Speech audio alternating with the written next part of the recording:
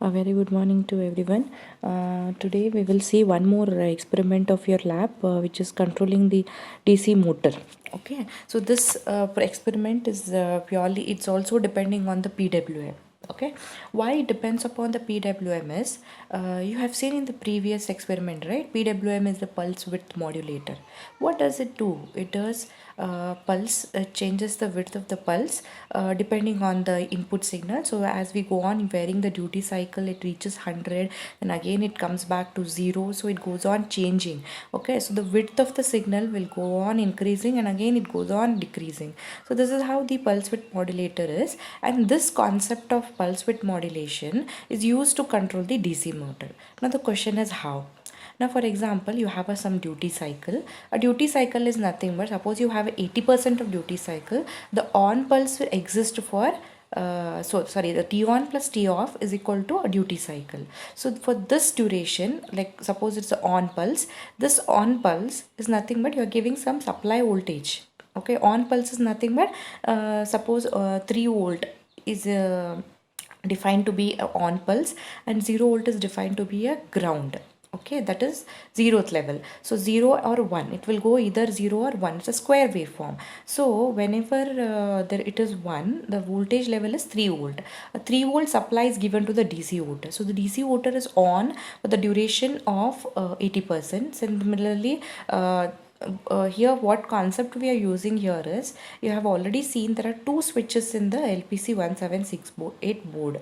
So when you press one switch, okay, it has to go on increasing the speed of DC motor.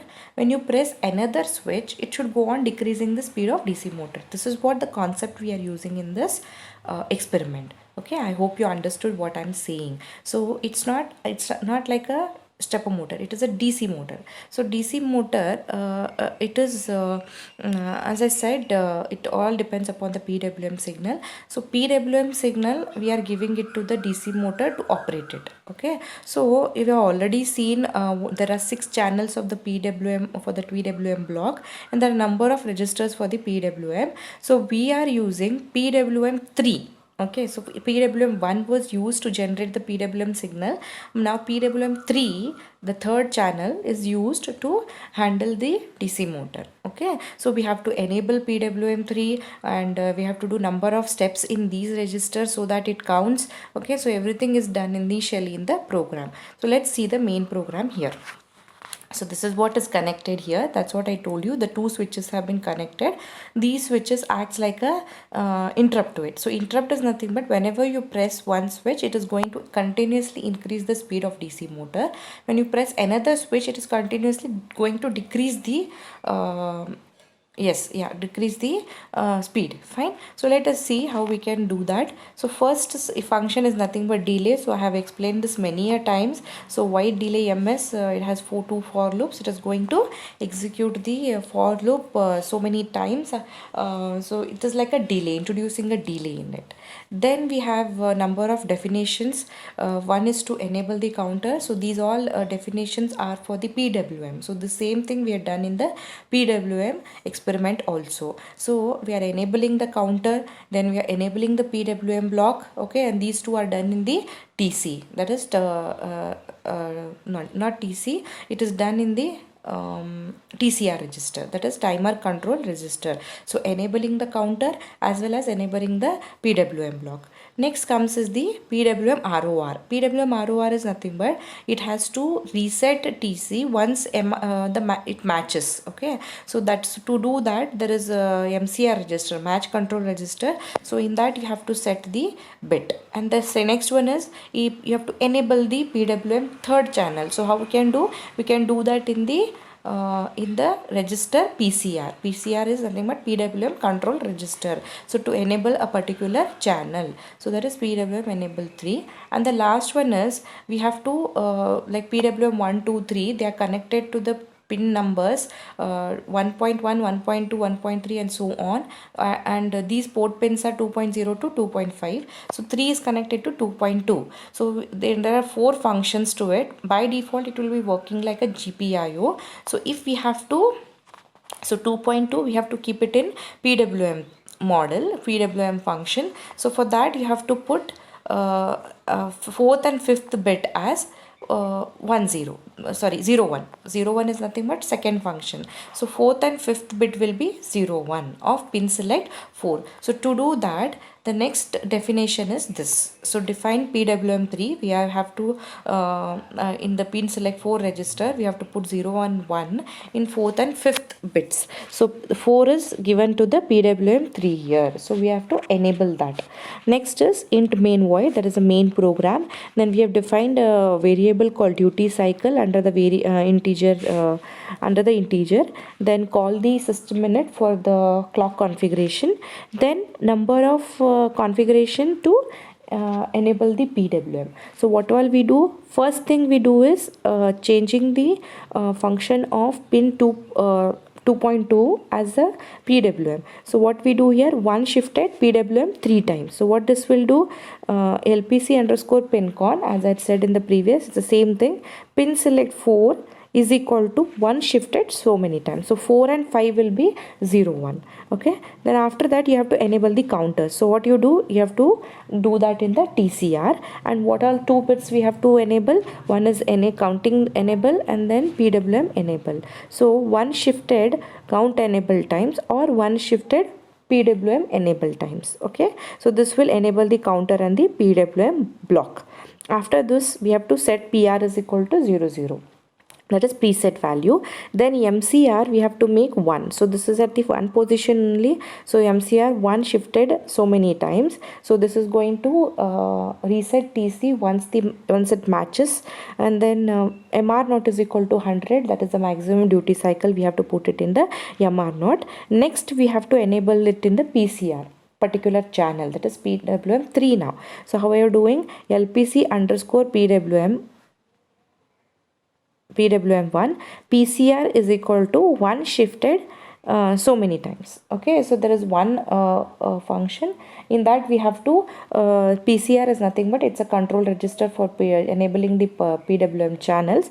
So 1 shifted P enable 3 times. So now when PWM3 is going to enable. Okay, so now while 1 LPC underscore PWM1 MR3 is equal to duty cycle. So whatever duty cycle earlier it was, that will be given to the MR3. Why MR3? Because we are dealing with PWM3 channel. So while 1 is an infinite loop and MR3 is put with the current duty cycle, then we will wait for some delay. Then after that we have to check whether the key is pressed. So to check whether the key is pressed, this is what the instruction we use, and I have told this in the I think in the explanation of that switching on the LED and then relay and buzzer, right? This is what we do. So what is the meaning of this if condition is LPC underscore GPI or 2.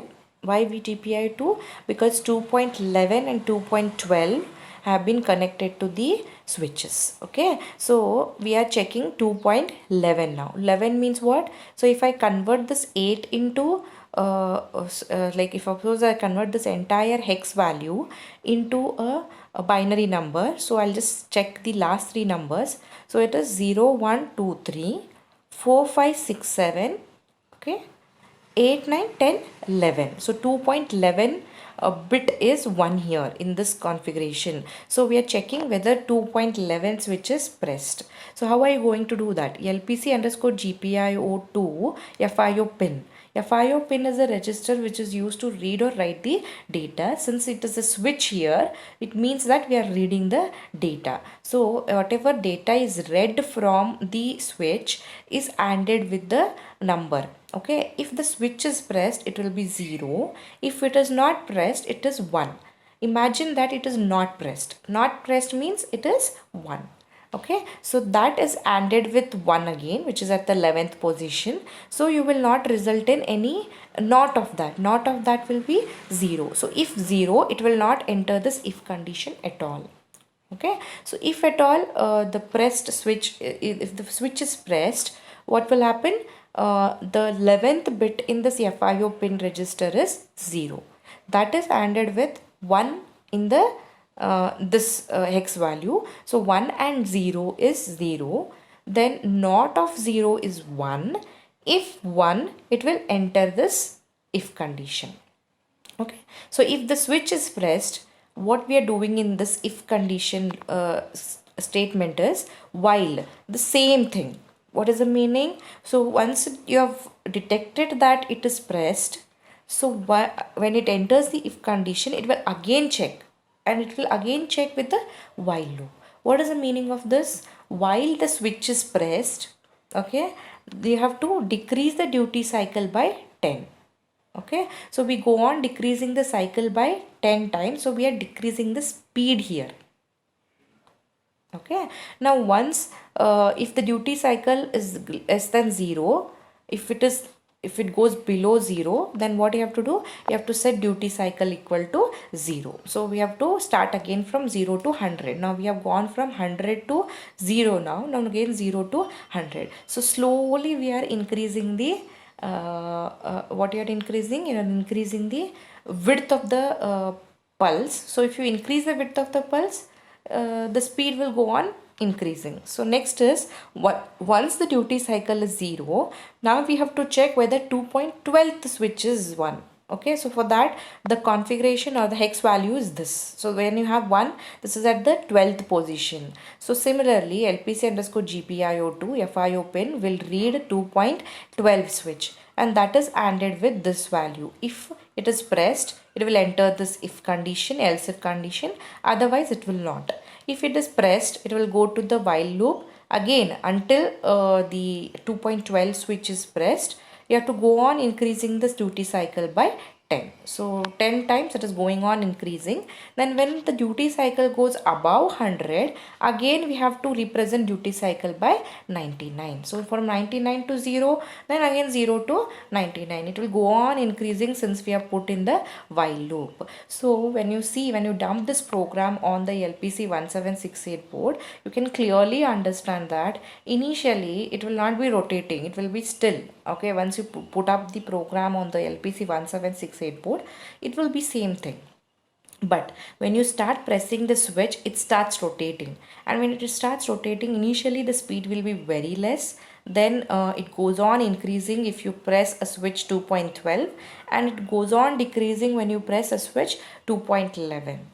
Okay, so this is how the DC motor works and with respect to PWM channel. Okay, so in the next lab we will see another program on external interrupts. Okay, thank you.